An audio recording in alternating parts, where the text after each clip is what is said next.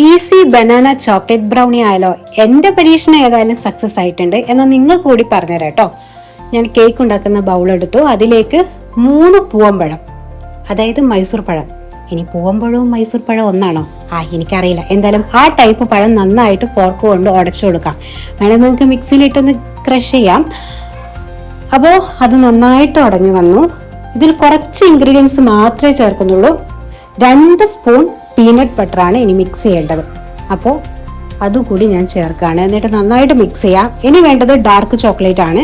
അത് ഞാൻ ബട്ടറിൽ കുറച്ച് ഡാർക്ക് ചോക്ലേറ്റ് മെൽറ്റ് ചെയ്തെടുക്കുകയാണ്. ഇതിൽ വേറെ ഷുഗറോ മറ്റ് സ്വീറ്റ്സ് ഒന്നും ആവശ്യമില്ല. കാരണം ഇതിലൊക്കെ നല്ല സ്വീറ്റ് ഉള്ളത് കൊണ്ട് തന്നെ നല്ല ടേസ്റ്റാണ് കേക്കിന്, നല്ല മധുരമാണ്. അപ്പോൾ വേറെ ഒന്നും ഞാൻ ആഡ് ചെയ്യുന്നില്ല. അപ്പോൾ നമ്മളുടെ മെൽട്ടായ ചോക്ലേറ്റ് കൂടി അതിൽ ആഡ് ചെയ്തു.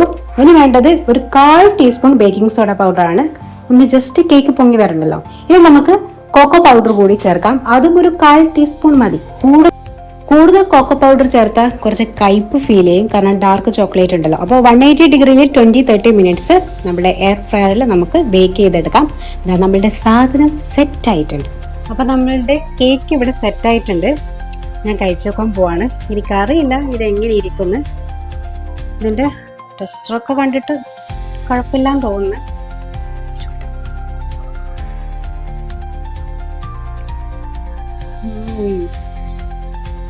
കൊള്ളാട്ടോ.